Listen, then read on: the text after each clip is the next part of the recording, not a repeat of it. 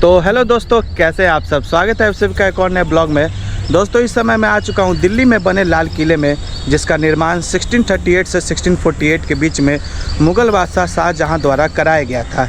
इस किले के निर्माण की एक वजह थी कि उन्होंने अपनी राजधानी आगरा से दिल्ली की ओर स्थानांतरित कर दी। तो कैसा यह किला अंदर से दिखता है, एक्सप्लोर करूँगा इस पूरे किले को, साथ ही आपको अंदर लेके चलता हूँ और पूरे किले को एक साथ एक्सप्लोर करते हैं। Let's continue.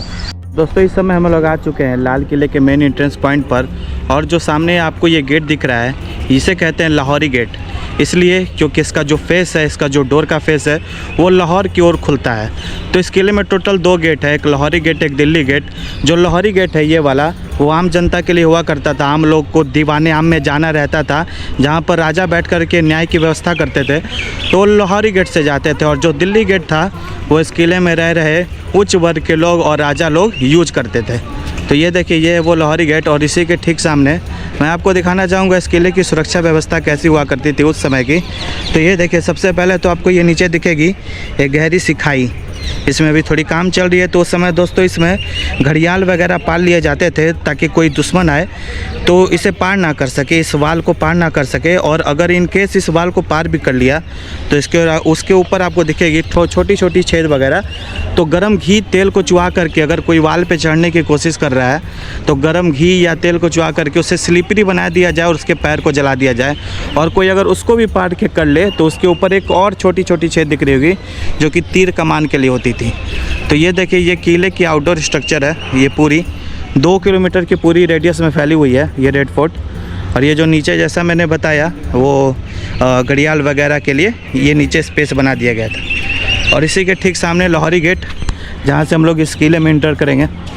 आइए लेट्स गो।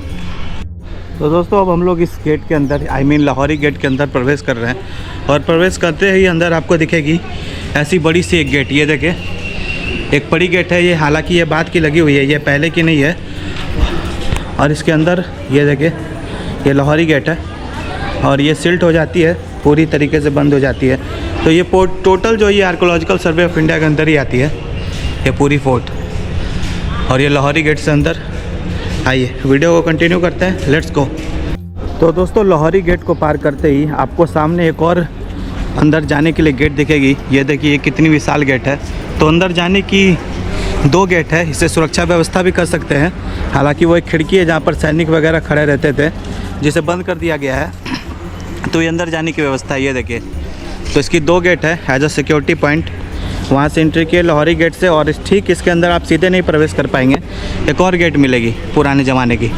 तो इस पर अपना भारतीय झंडा, और साथ ही बताते चलो ये वही स्थान है जहाँ पर 15 अगस्त को प्रधानमंत्री जी झंडा फहराते हैं, उसके ऊपर में इंडिपेंडेंस डे के दिन। ठीक है, तो इसके अंदर चलते हैं और वीडियो को कंटिन्यू करते हैं, लेट्स गो। तो दोस्तों हम लोगों ने लाहौरी गेट से अंदर प्रवेश कर लिया है। और जो सामने आपको दिखेगी ये है मीना बाज़ार, जो उस समय भी लगा करती थी मुग़लों के काल में। बेसिकली जो उस समय दोस्तों मुग़ल बादशाह थे, उनकी रानियाँ जो थी और जो इस महल में काम करती थी, उसे महल के बाहर जाने की अनुमति नहीं थी। तो जो बेसिक सामान था उनका वो यहीं से मीना बाज़ार से ख़रीदा करती थी, जिसकी प्रथा आज भी चली आ रही है। ये देखिए, तो ये पूरी मीना बाज़ार की कॉरिडोर है जो अंत तक जा रही है। ये देखिए, तो ये पूरी मीना बाज़ार की है। और सामने में ऐसे आपको हैंडीक्राफ्ट वगैरह दिखते रहेंगे, ये देखिए। और ये कोपन रोप, और इसी के ठीक पार करके मीना बाज़ार कंटिन्यू है, ये देखिए। तो ये पूरी मीना बाज़ार ही है, यहाँ से मैं आपको दिखा देता हूँ। ये देखिए, ये पूरी मीना बाज़ार की कॉरिडोर है। जैसा मैंने बताया, रानियों को महल के बाहर जाने की अनुमति नहीं थी, इसलिए जो बेसिक सामान हुआ करता था वो यहाँ पे व्यापारी लोग आते थे, बाज़ार लगाते थे और रानियाँ खरीदती थी। तो ये उसी की प्रथा है मीना बाज़ार की। आगे लेके चल रहा हूँ, वीडियो को कंटिन्यू करता हूँ, लेट्स गो। तो दोस्तों अब हम लोग लाल किले के अंदर आ चुके हैं। और यहाँ पर लाल किले के अंदर आते सामने आपको दिखेगी ज़मीन का स्तर। यहाँ देखिए आपको लिखे हुए मिलेगा, जैसा कि यहाँ देखा जा सकता है कि 18वीं सदी के मध्य से किले के ज़मीन स्तर में कितना बदल गया है। तो ये देखिए, ये जो पहले ज़मीन था ये कितना नीचे था, और 18वीं सदी से लेकर के मध्य तक ये कितना ऊपर आ चुका है, ये देखें। तो ये बेसिकली बता रहा है कि ज़मीन का स्तर 18वीं सदी से लेकर के अभी तक कितना ऊपर उठ चुका है। तो ये देखिए, ये पहले नीचे था इतना किला, ये स्टेयर्स थी, हालांकि अब इसके ऊपर शीशा लगा हुआ है। और ये देखिए यहाँ से किले के अंदर अपन चलते हैं और नौबत खाना को देखते हैं पहले, और उसके बारे में बताता हूँ। Let's go. तो दोस्तों इस समय हम लोग मौजूद हैं लाल किले के अंदर, और ये जो मेरे सामने आप स्ट्रक्चर देख रहे हैं ये कहलाता था नौबत खाना। नौबत खाना बेसिकली दोस्तों लोगों को सूचनाओं प्रदान करने के लिए किया जाता था, ढोल नगाड़े बजा करके। जब भी विशिष्ट लोग या राजा लोग आम जनता को सुनने के लिए दीवाने आम में बैठा करते थे, तो यहीं पर नगाड़े बजा करके लोगों को एकत्रित किया जाता था और ढोल बजा के ये सूचना दी जाती थी कि राजा दीवाने आम में पधार चुके हैं। और साथ ही ये वही स्थान है जहाँ पर फर्रुखसियार की भी हत्या कर दी गई थी 1719 में, और बहादुर शाह जफ़र के बेटों की भी हत्या इसी गेट पर कर दी गई थी। 1857 की क्रांति के जो नेतृत्व करता थे उनके बेटों की भी हत्या। तो कहा जाता है कि इसे मतलब यहाँ पर अभी भी रात में कुछ चीखे की आवाज़ आती है, लेकिन ऐसा एक मिथ है, ऐसा कुछ नहीं है, जैसा लोग बोलते हैं उसी के हिसाब से। तो ये देखिए फ़िलहाल ये है नौबत खाना, और इसी के अंदर अपन चलेंगे। और बेसिकली दोस्तों ये जो नौबत खाना है इसका भी जब कभी राज्य में कुछ त्यौहार हो रहा हो, कुछ सेलिब्रेट हो रहा हो, तो यहाँ पर 24 घंटे नगाड़े या ढोल या शहनाई बजा करके अपने खुशी को जाहिर किया जाता था। तो ये देखिए ये मुग़लों का नौबत खाना। अभी आगे लेके चलता हूँ और वीडियो को कंटिन्यू करता हूँ। Let's go. तो दोस्तों इस समय हम लोग देखिए ये नौबत खाना के अंदर आ चुके हैं, और उस समय की कला निकासी देखिए दोस्तों आपको आज भी देखने को मिलेगी जो मुगलिया आर्ट कहलाती थी। और वाल की क्राफ्टिंग देखिए जहाँ पर कुरान की भाषा आयतें लिखी हुई रहती थी वाल पे। तो ये देखिए ये वो आयतें हैं, फ़िलहाल ये डैमेज हो चुकी है, 18वीं सदी के मध्य की है, और इसके ऊपर जो क्राफ्टिंग है वो उसी समय की है जो प्रिजर्व्ड है। ये देखिए तो ये बेसिकली मुगलिया आर्ट है। और यहाँ पे देखिए पेड़ वगैरह भी उसी समय के सब कुछ मिल जाएंगे। ये देखिए दोस्तों, और यहाँ पे वाल पे अभी भी इसको प्रिजर्व करने के लिए शीशे लगा दिए गए हैं। देख सकते हैं आप लोग पेंटिंग, हालांकि उस समय भी फ्रेस्को पेंटिंग की प्रावधान थी। फ्रेस्को पेंटिंग आई मीन कि सब्जी वगैरह को महीनों तक ज़मीन के अंदर रख करके उससे रस निकाल दिया जाता था, और उससे जो रंग तैयार किया जाता था उसी से यहाँ पर क्राफ्टिंग की जाती थी। तो ये फ्रेस्को पेंटिंग के एक उदाहरण मिल सकती है आपको। बेसिकली मुगलिया आर्ट ही है कह सकते हैं। और इसी के ठीक सामने नौबत खाना के सामने आपको दिखेगी दीवाने आम। ये देखिए तो ये जो पूरी स्ट्रक्चर है ये दीवाने आम को डेडिकेटेड है, जहाँ पर लोग आते थे और कुछ न्याय गुहार के लिए यहाँ पर एकत्रित होते थे। ये जो दोनों में साइड में आपको दिख रही होगी ग्रीन ग्रीन, ये देखें। और सामने में शाहजहाँ या और भी जो मुग़ल बादशाह थे औरंगजेब वगैरह वहाँ बैठा करते थे और न्याय दिया करते थे। ठीक है, दीवाने आम में लेके चलता हूँ और दिखाता हूँ। Let's go. तो दोस्तों ये जो आपको बाहरी स्ट्रक्चर दिख रहा है ये है दीवाने आम। ये देखें, ये जो पूरी आपको एक लुक दे देता हूँ उसके बाद बताता हूँ।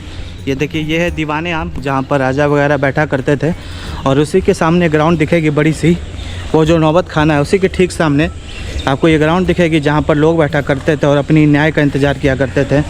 और उस समय दोस्तों धूप से बचाव के लिए आपको ऊपर छोटे छोटे कीले दिख रहे होंगे, उस पर टेंट वगैरह त्रिपाल वगैरह टांग दी जाती थी। तो ये पूरी देखिए ये पूरी त्रिपाल वगैरह टांगने के लिए आपको हुक दिख जाएगी। और यहाँ से इंटरेस्ट है देखिए दोस्तों दीवाने आम की। आइए आपको लेके चलते और शाहजहाँ का सिंहासन दिखाते हैं जहाँ वो बैठ के न्याय किया करता था। आइए।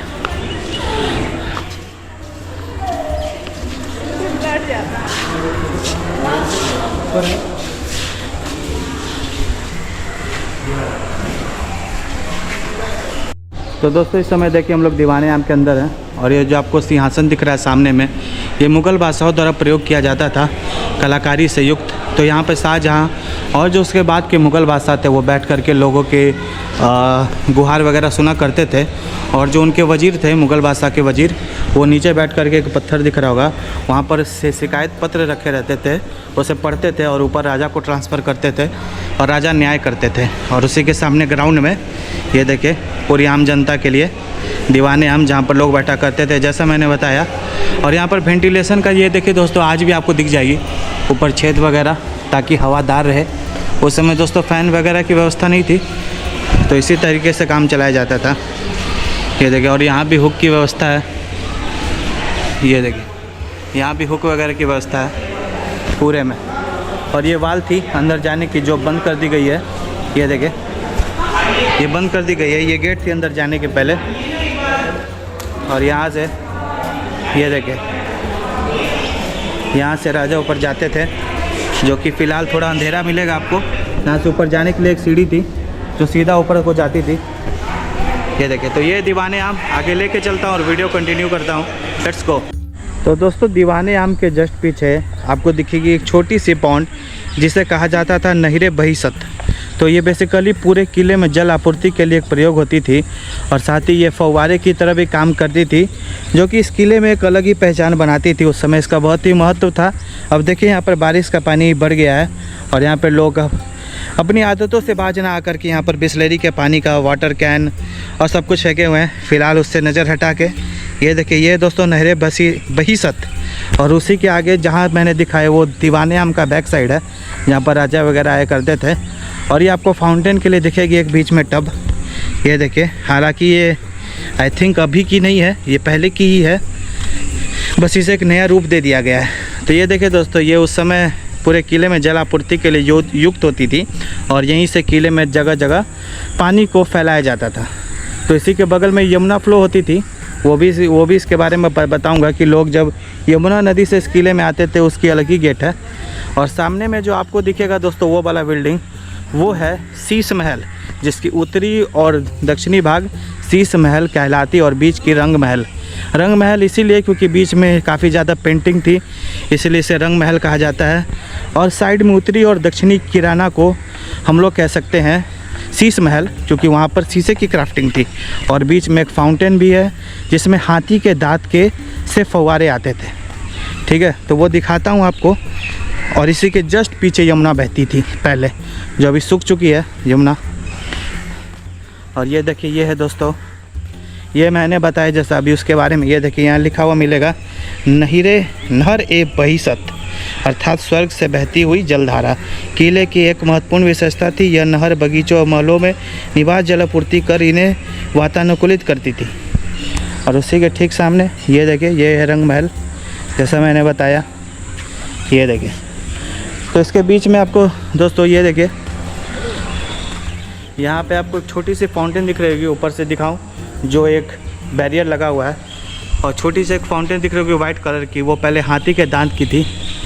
और ये पूरी रंग महल की सीन, ये देखिए। और इसकी उत्तरी और दक्षिणी किराना शीश महल कहलाती है, उसमें शीशे की क्राफ्टिंग है, वो दिखाता हूँ। फिलहाल ये देखिए, यहाँ से ये देखिए दोस्तों, तो ये रंग महल। और ये जो जैसा मैंने बताया, वो हाथी के दांत की पहले वहाँ से फाउंटेन थी। बाद में जब 1857 का युद्ध हुआ और ब्रिटिश जब इस किले पर कब्जा कर लिए तो उसे तोड़ दिया गया। ये देखिए, तो ये रंग महल है पूरी। और उसी के ठीक सामने नहरे बहिसत, जैसा मैंने बताया। अभी आगे दिखाता हूँ। जब कोई अगर यमुना नदी के थ्रू इस किले के अंदर आते थे तो इसी गेट का प्रयोग होते थे पहले। ये देखिए, ये वो गेट है। फ़िलहाल ये लॉक्ड है, इसके पीछे यमुना बहती थी। ये देखिए, अगर कोई नाव से आ रहा है यमुना के नदी के थ्रू तो यहाँ से इस किले के अंदर आता था। तो इस समय की गेट है पहले की, जो यमुना नदी से सीधे कनेक्टेड थी पहले। और इसी ठीक सामने शीश महल दिखेगा, जो उत्तरी और दक्षिणी किराना है। ये देखिए, शीशे की क्राफ्टिंग अभी भी दिख जाएगी थोड़ी बहुत। तो ये 18वीं सदी के मध्य की है। ये देखिए, और उसी के बैक साइड में 2 रूम और उसके बाद जस्ट यमुना। तो जो लोग यमुना से आते थे वो सीधे इसके थ्रू आ जाते थे पहले। ठीक है भाई, आगे लेके चल रहा हूँ और वीडियो कंटिन्यू करता हूँ। Let's go. तो दोस्तों, इस समय हम लोग आ चुके हैं इस किले के अन्य भाग दीवाने खास में, जहाँ पर उस समय जो मीटिंग हुआ करती थी पहले, राजाओं के टाइम की प्राइवेट मीटिंग, वो इसी हॉल में हुआ करती थी पहले। तो ये दीवाने खास का भाग है। हालांकि यहाँ पर एक और है जो इतिहास में अपना नाम दर्ज करा गई।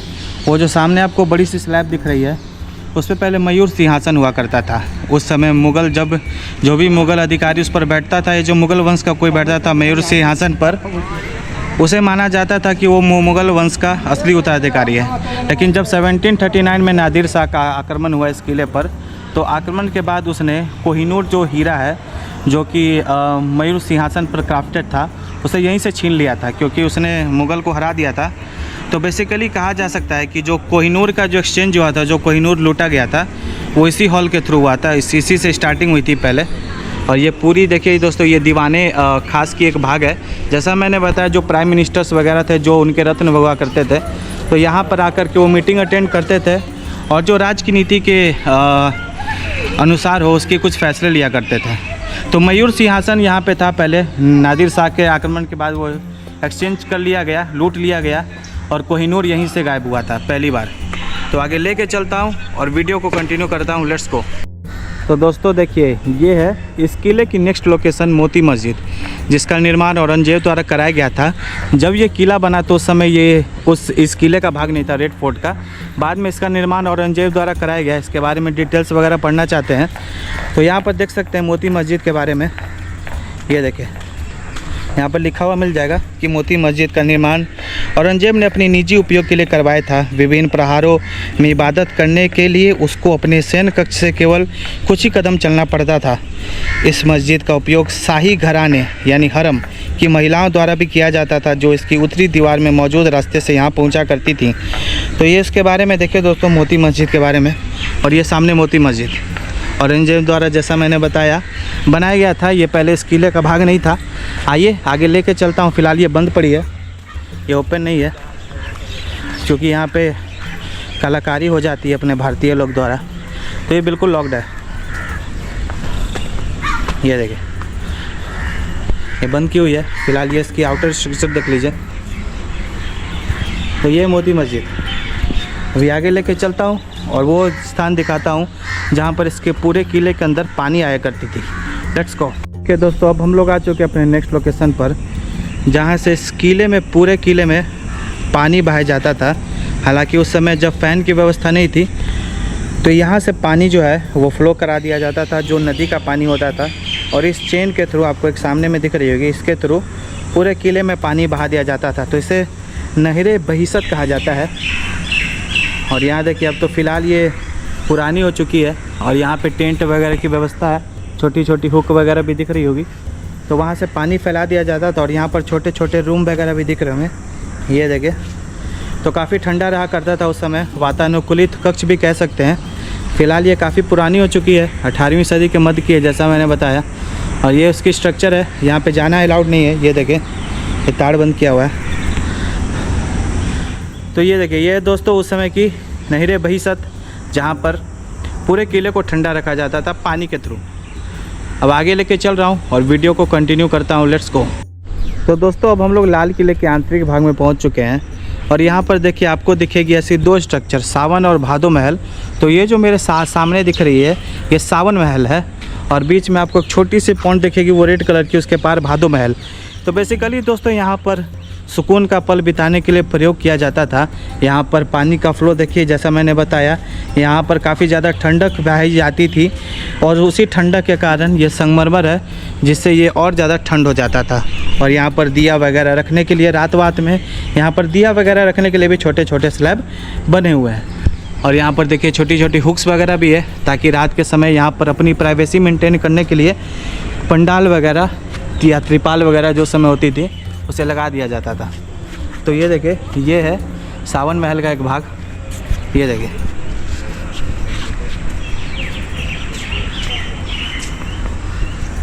और इसी के ठीक सामने, जैसा मैंने बताया, वहाँ पर नहरे बहिश्त के सामने जैसा पानी फ्लो कराया जाता था पूरे महल में, तो यहीं से निकाल दी जाती थी। देखिए, यहाँ से भी पानी बाहर जाने के लिए भी एक छोटी सी होल बनी हुई है, जो पूरे अंदर फ्लो करती है। पूरी खोखली है दोस्तों, इसके अंदर से भी पानी बहा करती थी। ये देखें, तो ये है दोस्तों सावन महल। और इसी के ठीक सामने आपको फाउंटेन की एक गैलरी दिखेगी। ये अभी का बना हुआ है दोस्तों, ये उस समय का नहीं है। कारीगरी से पता चली जाएगी, ये अभी का बना हुआ है। और थोड़ा दूर से लुक दे देता हूँ आपको सावन महल का। तो ये है दोस्तों, देखिए, ये है सावन महल। और अभी हम लोगों ने सामने से कवर किया नहरे बहिश्त और सामने में मोती मस्जिद। अभी चलता हूँ, भादो महल दिखाता हूँ। और जो सामने देखिए दोस्तों, आपको बिल्डिंग दिख रही है ऐसी वाली, वो जो बीच में है, वो आपको थोड़ी ब्रिटिश आकार की दिख रही होगी, क्रिश्चियन आकार की। तो बेसिकली जब 1857 की क्रांति के बाद इस किले पर ब्रिटिशों का आक्रमण हुआ, तो उन्होंने इस किले को अपना कब्जा बना लिया और यहाँ पर ऐसी छोटी छोटी बिल्डिंग बना दी एज अ ऑफिस। वो इसे लाल किले को एज अ ऑफिस यूज़ करते थे। तो इसी के लिए छोटी छोटी बिल्डिंग वगैरह हर टुकड़े टुकड़े भाग में दिख जाएगी। और वहाँ पर सामने में आपको दिखेगी एक और भादो महल, वहाँ भी लेके चलता हूँ और वीडियो को कंटिन्यू करता हूँ। Let's go. तो दोस्तों सावन महल कवर करने के बाद ये देखिए, ये जफर महल, ये आपको पानी के टैंक आपको दिख जाएगी उसके बीच में। जैसा मुझे लगता है दोस्तों उस समय भी इस किले में, इस पूरे किले की बात करूं तो उस समय भी दोस्तों यहाँ पर पानी की व्यवस्था कितनी अच्छी थी, ये देखिए, ताकि ज़्यादा गर्मी हो तो लोग यहाँ पे आ जाएं और सुकून के एक पल बिता सके। ये पूरी वातानुकूलित कर देती थी। पानी बिल्कुल ठंडी नदी की बहती हुई पानी, तो उसे ला करके उसे मोड़ करके नहरे बुर्ज से पूरे किले में फ़्लो करा दिया जाता। तो ये देखिए, यहाँ पे फ़्लो कराने के लिए आपको ऐसी छोटी छोटी छिद्र वगैरह हर जगह मिल जाएगी। तो ये जफर महल में जाया करती थी। सामने में आपको बीच में लाल कलर का दिखेगा जफर महल, ये देखिए। और उसी के ठीक सामने, जैसा मैंने बताया, इसके पास सावन महल, और इसी के ठीक सामने आपको दिखेगा भादो महल, जिसका यूज भी वही होता था, सुकून का पल, वातानुकूलित नदियाँ, क्या बात है। तो ये थी दोस्तों मुग़लों की आन बान शान। और जैसा हम लोग जानते हैं कि लास्ट में बहादुर शाह जफ़र का क्या हाल हुआ, ये देखिए। तो ये है दोस्तों भादो महल, वहाँ पे लेके चलता हूँ और दिखाता हूँ। Let's go. तो दोस्तों ये है मेरे सामने जो आप देख रहे हैं, ये है भादो महल। तो भादो महल का भी वही कहानी है जो सावन महल का कहानी है। यहाँ से पानी बहा करती थी, ये देखिए, ये फाउंटेन अभी की है। ये पहले यहाँ से पानी बहा करती थी और पूरे महल के चारों ओर वाल में फैला करती थी और इसे ठंडक रखा करती थी। तो ये दोस्तों भादो महल, इसकी भी वही कहानी है जो सावन महल की है। और यहाँ से पानी का फ्लो मैं दिखा देता हूँ और सही है, ये देखिए। यहाँ से भी आपको पानी की एक स्लैब दिख जाएगी जहाँ से पानी आया करती थी और बहा करती थी पूरे महल में, यहाँ से गिरा करती थी। ये देखिए सामने में स्लैब है पतली सी, ये देखिए। और यहाँ से बह करके सामने में जफर महल, जैसा मैंने दिखाया, वहाँ पे जाया करती थी। तो ये दोस्तों लाल किला के एक आंतरिक भाग जफर महल का आगे लेके चलता हूँ और वीडियो को कंटिन्यू करता हूँ। Let's go. तो देखिए दोस्तों, जैसा हर किले में होता है और यहाँ भी है बावली। तो पूरे किले में दोस्तों पानी की व्यवस्था को करने के लिए यहाँ पर भी स्टेप वेल यानी बावली का निर्माण कराया गया था। हालांकि जब 1857 की क्रांति हुई तो इस समय INA के कैदियों को यहीं रखा गया था।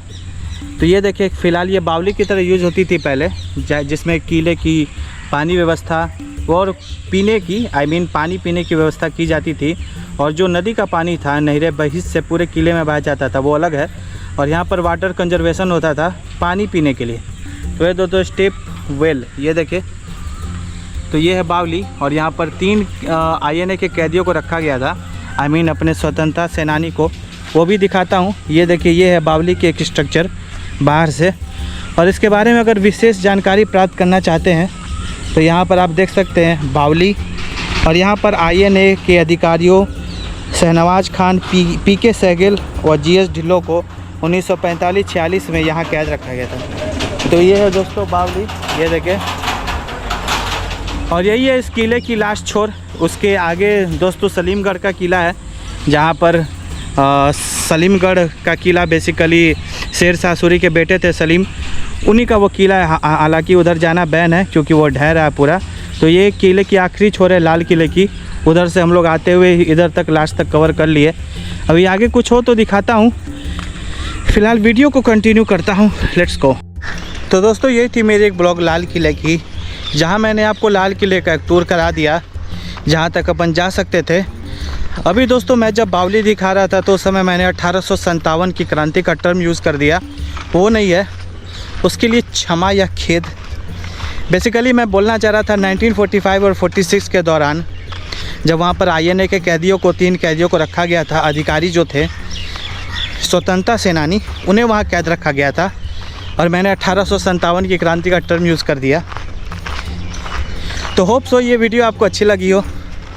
तब तक के लिए वीडियो को यहीं रैप अप करना चाहूँगा। और भी जगह ट्रैवल करता रहता हूँ, वीडियोज़ आती रहती है। Okay, let's wrap up the video. Thank you.